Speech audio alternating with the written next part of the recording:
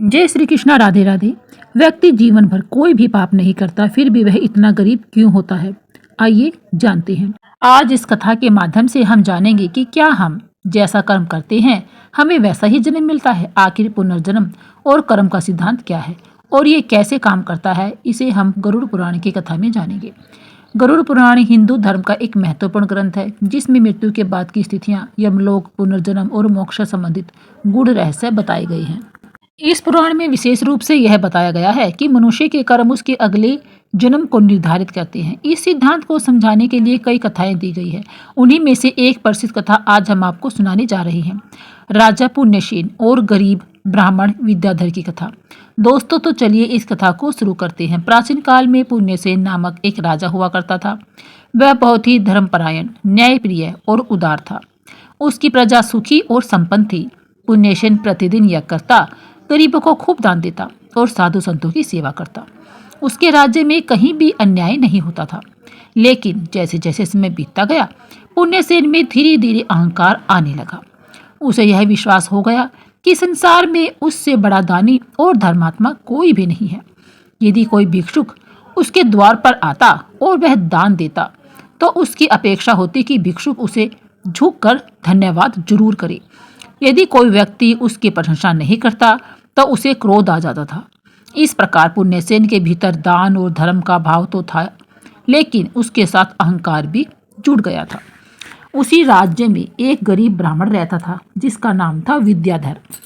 वह अत्यंत ही दरिद्र था, बहुत गरीब था और जीवन यापन के लिए भिक्षा ही मांगता था। कभी कभी उसे 2 समय का भोजन भी नसीब नहीं होता था। वह सोचता था कि उसने ऐसा कौन सा पाप किया है जिससे उसे यह दुर्दशा झेलनी पड़ रही है। विद्याधर ने कई वर्षों तक भगवान की उपासना की, लेकिन उसकी गरीबी दूर नहीं हुई।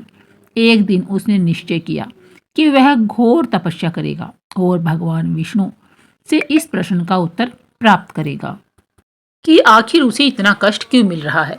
विद्याधर ने कठोर तपस्या शुरू की। कई वर्षों के बाद भगवान विष्णु उसकी भक्ति से प्रसन्न होकर प्रकट हुए और बोले, वत्स, मैं तुम्हारी भक्ति से प्रसन्न हूँ, बताओ क्या इच्छा है। विद्याधर ने करबद्ध होकर पूछा, प्रभु, मैंने जीवन भर कोई पाप नहीं किया, फिर भी मैं इतना गरीब क्यों हूँ? मुझे इस जन्म में इतना कष्ट क्यों भोगना पड़ रहा है? भगवान विष्णु मुस्कुराए और बोले, विद्याधर, तुम्हारे कष्टों का कारण तुम्हारे पिछले जन्म के कर्म है। भगवान विष्णु ने कहा, पिछले जन्म में तुम एक धनवान व्यापारी थे। तुम्हारे पास अपार धन संपत्ति थी, लेकिन तुमने कभी किसी गरीब की मदद नहीं की। तुमने अपने धन का उपयोग केवल अपने सुख और विलासिता के लिए ही किया। जब कोई भिक्षुक तुम्हारे द्वार पर आता तो तुम उसका अपमान कर उसे भगा देते थे। दान देने के नाम पर तुमने कभी एक मुट्ठी अन्न का को किसी को भी नहीं दिया। तुम्हारे इन कर्मों के कारण तुम्हें इस जन्म में दरिद्रता का कष्ट सहन करना पड़ रहा है। विद्याधर यह सुनकर चकित रह गया और बोला, प्रभु, क्या मैं अपने अगले जन्म को सुधार सकता हूँ? भगवान विष्णु बोले, हाँ, जो व्यक्ति अपने कर्मों को सुधारता है वह अपने अगले जन्म को भी सुधार सकता है। यदि तुम इस जन्म में अच्छे कर्म करोगे, तो दान पुण्य करोगे, तो दूसरे की सेवा करोगे, तो तुम्हारा अगला जन्म उत्तम हो जाएगा। भगवान विष्णु के उपदेश के बाद विद्याधर ने अपने जीवन को बदलने का संकल्प लिया। वह गरीब होते हुए भी जो भी उससे बन पड़ता उसमें से थोड़ा सा हिस्सा दान करता, सत्संग में जाता और धर्म के मार्ग पर चलने लगा। उसने निश्चय कर लिया कि अब वह केवल अपने लिए नहीं बल्कि दूसरों के लिए भी जिएगा। जब विद्याधर की मृत्यु हुई तो यमराज ने उसके कर्मों का लेखा जोखा भी देखा और उसे स्वर्ग भेज दिया। अगले जन्म में वह एक समृद्ध और बुद्धिमान ब्राह्मण के रूप में जन्मा, जिसने धर्म और सत्य के मार्ग पर चलकर लोक कल्याण किया। इधर जब राजा पुण्यसेन की मृत्यु हुई तो यमराज ने उसके कर्मों का लेखा जोखा किया। पुण्यसेन ने जीवन भर धर्म और दान पुण्य किया था, लेकिन उसके भीतर अहंकार की भावना थी। यमराज बोले, राजन, तुम्हारे पुण्य कर्मों के कारण तुम्हें मनुष्य योनि प्राप्त होगी, लेकिन तुम्हारे अहंकार के कारण तुम्हें एक साधारण किसान के रूप में ही जन्म लेना होगा, ताकि तुम नम्रता और सच्चे धर्म को सीख सको। पुण्यसेन को इस निर्णय से दुख हुआ, लेकिन उसे अपने अहंकार का एहसास हुआ। अगले जन्म में वह एक किसान के रूप में पैदा हुआ और कठिन परिश्रम करते हुए नम्रता और करुणा का महत्व समझा। हमारा वर्तमान जीवन हमारे पिछले कर्मों का ही परिणाम है और हमारे वर्तमान कर्म ही हमारे भविष्य के जन्म को निर्धारित करते हैं। गरुड़ पुराण में कहा गया है, यथा कर्मा तथा गति। अर्थात जैसा कर्म होगा वैसी गति प्राप्त होगी। अहंकार से बचिए। पुण्य करने के बावजूद अहंकार विनाश का कारण बन सकता है। दान पुण्य करें, लेकिन निस्वार्थ भाव से करें, अहंकार के साथ नहीं। पुनर्जन्म सत्य है। जैसा जीवन जिएंगे वैसा ही अगला जन्म हमें प्राप्त होगा।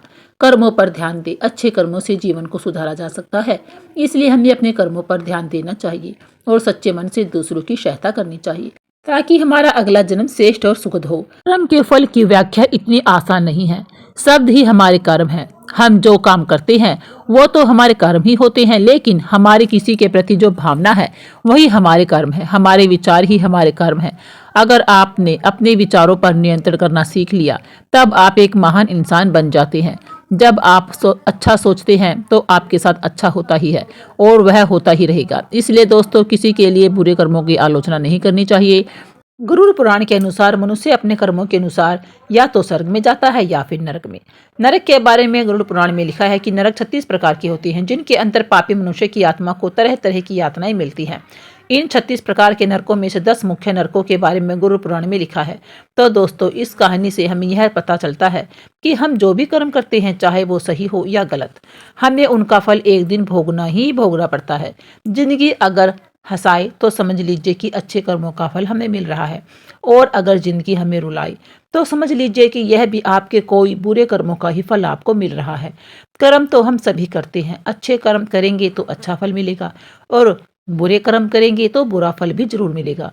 ये तो कर्म हम करते हैं, अच्छे या बुरे, ये हमें कभी छोड़ने नहीं है। हमें इनका फल आज नहीं तो कल जरूर मिलना ही होता है।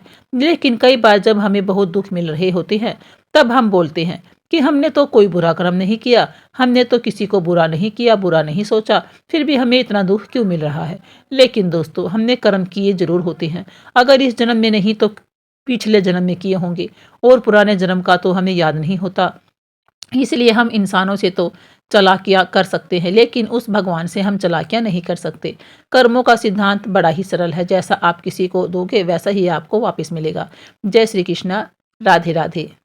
तो दोस्तों, आपकी यह जानकारी आज कैसी लगी हमें कमेंट बॉक्स में जरूर बताएं। अगर अच्छी लगी है तो प्लीज़ लाइक करें, शेयर करें, सब्सक्राइब जरूर करें। बोलिए हरे कृष्णा, राधे राधे।